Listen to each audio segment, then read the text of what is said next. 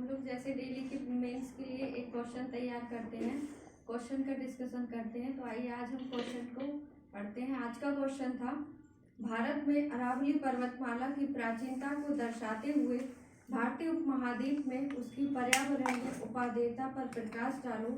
क्या अरावली की नृशंस हत्या की जा रही है? आप इस कथन से कहाँ तक सहमत हैं? अरावली भारत के पश्चिमी भाग राजस्थान में स्थित एक पर्वतमाला है। भारत की भौगोलिक संरचना में अरावली प्राचीनतम पर्वत श्रेणी है जो गोंडवाना लैंड का अवशेष है। इसकी उत्पत्ति प्री कैम्ब्रियम युग यानी 450 मिलियन वर्ष पहले हुई थी। आज हम जिस हिमालय को सर्वोच्च मानते हैं, एक समय अरावली उससे भी बड़ी पर्वतमाला थी। इसका उद्भव एवं उत्पत्ति भूगर्भिक इतिहास के प्राचीन कल्प से हुआ था।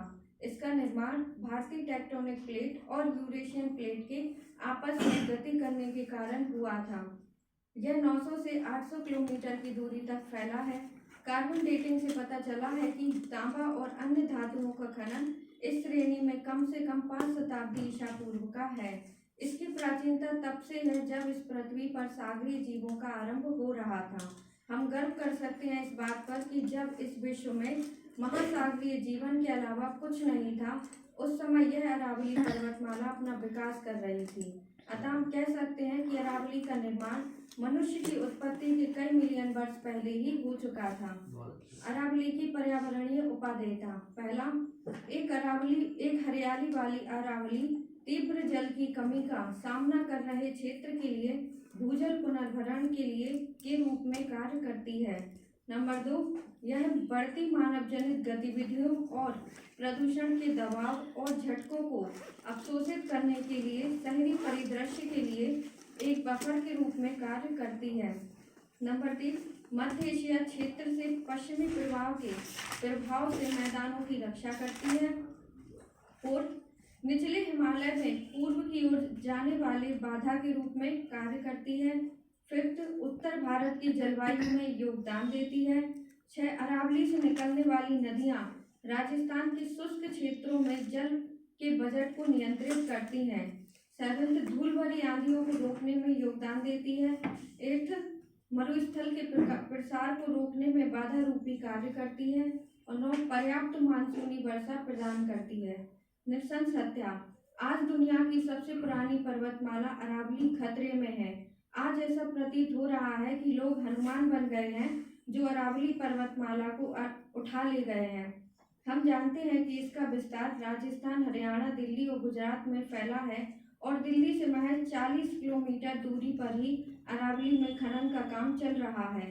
Stone crusher, truck, tractor, trolley और बड़ी बड़ी मशीनें इन पहाड़ियों को छलनी कर रही हैं। इसकी वजह निर्माण कार्यों में इस्तेमाल होने वाली सामग्री की जरूरत है। इस खनन पर 2002 में रोक लगा दी गई थी, फिर भी आज यहाँ खनन जारी है। यहाँ वन्य जीव पौधों की प्रजातियां खत्म होती जा रही हैं। पशुओं को चराने के चारागाह अब गायब होते जा रहे हैं। इन पहाड़ियों का खत्म होना जैव विविधता के लिए बड़ा नुकसान है। सच्चाई तो यह है कि आज पहाड़ियों की खुदाई एक व्यापार का जरिया बन गई है।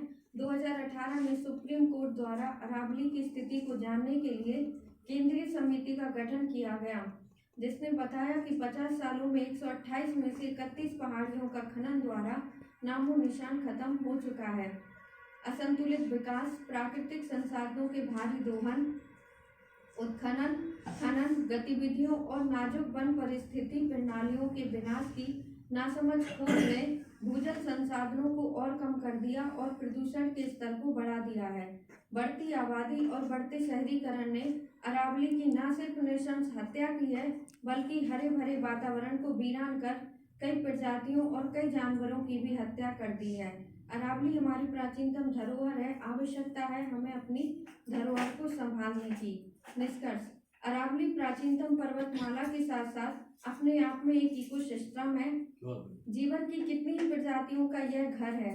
आज प्रदूषण के हिसाब से देखें तो दिल्ली और गुड़गांव दुनिया के सबसे प्रदूषित इलाके माने जाते हैं। अरावली इन इलाकों के लिए फेफड़ों का काम करती है और इन इलाकों की हवा से प्रदूषण को सोख लेती है। आज जिस हिसाब से इसका खनन द्वारा छलन किया जा रहा है, उस हिसाब से यह पूरी मानव प्रजाति के लिए हानिकारक होगा। क्योंकि इसके खनन से जो धूल पैदा हो रही है वो मानव के लिए कई बीमारियां उत्पन्न कर रही है। अतः अगर हमें मानव बीमारियों को बचाना होगा तो हमें खुद इसके क्षरण को करना होगा। हमें यह नहीं सोचना चाहिए कि जो करे सरकार करे या न्यायपालिका करे, हम खुद भी बहुत कुछ कर सकते हैं, क्योंकि मानव के स्वार्थ ने तो इस महान पर्वतमाला के स्वार्थ पूर्वक इतनी हानि पहुंचा दी है कि आने वाले समय में इसके मात्र अवशेष ही रह जाएंगे।